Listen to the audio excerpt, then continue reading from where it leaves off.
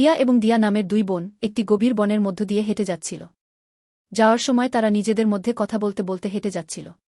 হঠাৎ তারা গাছের একটি ডালে লক্ষ্য করল যে চমৎকার একটি পাখি বসে আছে। তাদের দেখে মনে হল এটি একটি জাদুকরি পাখি। সত্যি সত্যিই পাখিটি ছিল একটি জাদুকরি পাখি।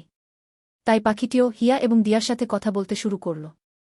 এক পর্যায়ে পাখিটি হিয়া এবং দেয়ার সামনে গিয়ে বসে পড়ে। তারপর তারা কথা বলতে লাগল। কথা বলতে বলতে পাখিটি হিয়া এবং দিয়াকে অনেক ভালোবেসে ফেলল।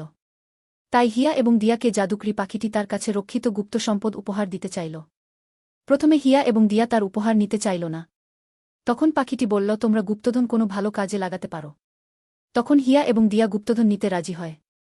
তারা চিন্তা করে দেখল যে গ্রামের গরিব দুঃখী মানুষকে সহায়তা করার এটি একটি ভালো সুযোগ।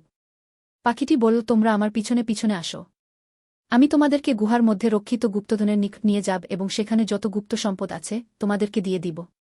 জাদুকরি পাখিটির কথা মতো হিয়া এবং দিয়া পাখিটিকে অনুসরণ করতে লাগল এবং পাখিটির পিছনে পিছনে যেতে যেতে এক পর্যায়ে গুহার নিকটে পৌঁছে গেল। গুহার নিকটে পৌঁছে তারা ভাবল যে বনের গহীনে এর আগে কখনো এই গুহাটি তাদের নজরে আসেনি।